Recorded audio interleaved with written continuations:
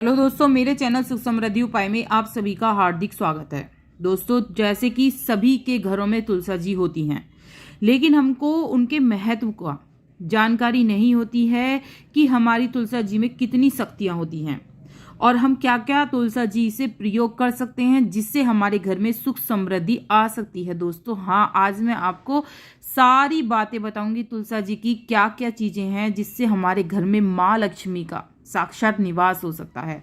दोस्तों वीडियो के लास्ट तक बने रहिएगा, हर एक मैं आपको तरीका दिखाऊंगी। और वीडियो पे लगे तो लाइक सब्सक्राइब जरूर कर लीजिएगा जिससे आगे वीडियो मिलती रहे, और कमेंट में जय माँ लक्ष्मी दोस्तों जरूर लिखिएगा। जैसा कि यहाँ आपको दिख रहा है मैं क्या बना रही हूँ। दोस्तों आज मैं आपको तुलसा जी के प्रयोग के दिखाऊंगी, इसमें 5 प्रयोग दिखाऊंगी कि 5 आप क्या क्या प्रयोग कर सकते हैं किन किन चीज़ों का, जिससे हमारे घर में सुख समृद्धि बनी रहती है, बरकत बनी रहती है। दोस्तों जैसे कि तुलसा जी की लकड़ी होती हैं, जैसे सूख जाती हैं, छोटी सी जैसे हमारी तुलसा जी होती हैं, आधी होती है लकड़ी सूख जाती है, या आप कोई भी टहनी तोड़ लीजिए, उसकी आपको क्या बनाना है, दिया। जैसे कि लकड़ी ली है मैंने तुलसा जी की और उसके ऊपर मैं इस तरह से, या तो कलावा आप लिपेट सकते हैं या फिर आप इस तरह से बाती लपेट सकते हैं जो सफ़ेद रंग की आती है। तो इस तरह से मैंने पूरी लपेट ली है और मैं इसके अंदर दोस्तों तिल का तेल डालूंगी। मैं इसमें कई सारे उपयोग बताऊंगी, वीडियो में लास्ट तक बने रहिएगा। क्या क्या प्रयोग होते हैं तुलसा जी की लकड़ियों के, तुलसा जी के हर चीज़ों के, तुलसा जी की, तो देखते रहिएगा। और ये जो दीपक जलता है दोस्तों वो हमेशा तिल के तेल का ही जलता है। तो ये जो दोस्तों ये बहुत ही बरकत वाला दिया होता है। कहते हैं अगर ये वाला दिया बनाकर हम विष्णु भगवान के आगे जला देते हैं दोस्तों, हमारी सारी मनोकामना पूरी होती हैं। तो अपना विश्वास करते हुए कि मुझे ये मनोकामना है मेरी और मैं इसलिए दीपक जला रहा हूँ, ये जला रही हूँ, तो इस तरह से आपको करना है। इसकी मैंने स्पेशल वीडियो बना रखी है, वो आपको डिटेल में इसकी इन्फॉर्मेशन चाहिए तो मेरी अलग से ये वीडियो देख सकते हैं। तो इनकी मैंने अलग से वीडियो बना रखी है, डिटेल में बताया है हर चीज़ को, वो आप देख सकते हैं। जैसे कि यहाँ लेकिन दीप, जैसे कि मैं इस दीप को हमेशा पूज कर ही प्रयोग करें, ये नहीं कि आपने दीप बनाया और जला दिया। आपको इसका अच्छी तरह से पूजन करना है, जैसे कि मैं आपको यहाँ पर दिखा रही हूँ। इस तरह से पूजन करके आपको ये दीपक विष्णु भगवान के आगे आपको जलाना है।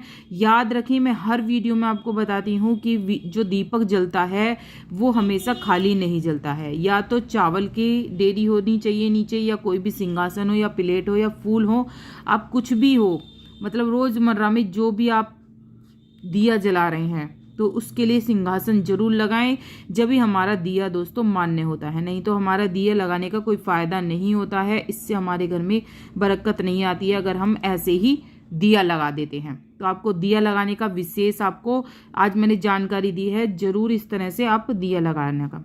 तुलसा जी में जो हमेशा दिया लगता है दोस्तों, चावल की डेरी से ही लगता है दिया। कभी भी ऐसे ही खाली आप दिया ना जलाएं, चावल की डेरी पे अगर दिया जलाएंगे तो दोस्तों आपके घर में बरकत बनी रहेगी। बहुत छोटी छोटी बातें हैं लेकिन बहुत काम की बातें हैं, हर कोई आपको नहीं बताने का है कि इस तरह से आपको दिया लगाना चाहिए। तो दिया कभी भी खाली आप ना यूज़ करें, जब भी आप मिट्टी का दिया करें एक ही बार मिट्टी का दिया यूज़ होता है दोस्तों, दोबारा यूज़ नहीं होता है। क्योंकि जो मिट्टी होती है दोस्तों, मिट्टी का दिया होता है, बहुत ही जल्दी हमारा झूठा हो जाता है। तो आप ये पीतल का दिया रखिए, पीतल का दिया सबसे ज़्यादा अच्छा माना जाता है। एक पीतल का दिया अपनी तुलसा जी के समीप रखिए और वहाँ पर रोज तुलसा जी पे एक दिया जरूर लगाएं, उससे हमारे घर में सुख समृद्धि बरकत बनी रहती है। और ये मनोकामना दिया आपको विष्णु भगवान के आगे बृहस्पति वाले दिन अगर जलाएंगे तो और भी आपको फल मिलने वाला है। अब दूसरी बात पे आ जाते हैं हम, आप मंजरी। अभी तो मैंने आपको छोटी सी जो टहनी होती है, छोटा सा टुकड़ा जो होता है, उसकी बात बताई कि उसको किस तरह से आपको प्रयोग करना है जिससे घर में बरकत बनी रहे। और यहाँ मैं आपको मंजरी की बातें बताऊंगी कि मंजरी के क्या क्या प्रयोग हो सकते हैं। दोस्तों मंजरी जो होती है उसमें बहुत ही शक्ति होती है। तुलसा जी की मंजरी अगर हम शिवलिंग पर चढ़ा देते हैं या माँ लक्ष्मी को चढ़ाते हैं, क्योंकि माँ लक्ष्मी और शिवलिंग जो होता है उस पे कभी भी तुलसी पत्र नहीं चढ़ते हैं, उस पे हमेशा मंजरी ही चढ़ाई जाती है। कभी भी तुलसी पत्र भूलकर भी ना चढ़ाएं। विष्णु भगवान को समर्पित होता है तुलसी पत्र, कृष्ण कन्हैया को समर्पित होता है, और हमारी लक्ष्मी जी और उनको शिव जी को ये समर्पित नहीं होता तुलसी पत्र। आप मंजरी चढ़ा सकते हैं। इस तरह से जो मंजरी होती है दोस्तों, आपको जल के अंदर जो जलवत दिखाया था मैंने अभी, उसके अंदर आपको डालकर रखनी है। अगले दिन इस मंजरी का अगर आप जल का छिड़काव अपने घर में करते हैं, नेगेटिविटी तो दूर होती ही है दोस्तों, लेकिन माँ लक्ष्मी का वास बहुत ही जल्दी बनने लगता है।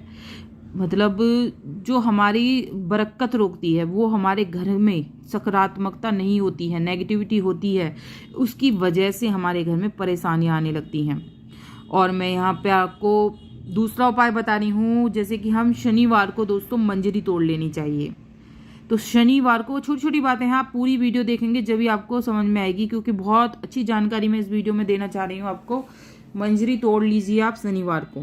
शनिवार को तोड़ना बहुत ही शुभ माना जाता है। कहते हैं तुलसा जी की मंजरी तोड़ना मतलब तुलसा जी से भार खत्म करना होता है। तो उनकी मंजरी हल्की करते रहिए। इस तरह से जैसे मैंने ये माला बनानी सिखाई है आपको, इस तरह से आप माला बना लीजिए तुलसा जी की मंजरी की, और विष्णु भगवान को आपको समर्पित करनी है। दोस्तों बहुत ही अचूक उपाय होते हैं ये, लेकिन बहुत काम के होते हैं। कहते हैं जो मंजरी होती हैं और जो तुलसी पत्र होते हैं वो भगवान विष्णु को बहुत ही प्रिय होते हैं, और जब उन पर हम चढ़ा देते हैं तो हमारे सारे कार्य बनने लगते हैं। यहाँ मैं आपको तुलसा जी की माला, तुलसा जी की लकड़ी की जो माला होती है वो आपको बनाना सिखा रही हूँ कि किस तरह से आप बना सकते हैं। इसकी फुल वीडियो मैंने अपने चैनल पे अलग से डाली है, जरूर देखिएगा। अच्छी लगे तो लाइक सब्सक्राइब जरूर कर लीजिएगा, जिससे आगे वीडियो मिलती रहे। तो मैंने वहाँ डिटेल में आपको बताया है कि किस तरह से आप ये तुलसा जी की माला बना सकते हैं, किस तरह से आपको लकड़ी लेनी है, और मैंने सारी डिटेल बनाई है इसके क्या क्या फ़ायदे होते हैं। दोस्तों बहुत फ़ायदे होते हैं। कहते हैं तुलसा जी की माला पहनकर नहा लेते हैं तो समझो कि हमारे जन्म जन्म के पाप भी तो ख़त्म हो ही रहे हैं, और हमारे को बहुत ज़्यादा पुण्य की प्राप्ति हो रही है। 1000 तीर्थों के बराबर नहाई का फल मिलता है तो तुलसा जी की माला पहनने का। लेकिन इसके कुछ नियम होते हैं, वो अगर मानेंगे जब भी आप तुलसा जी की माला पहन सकते हैं। आप इस तरह से घर में बहुत ही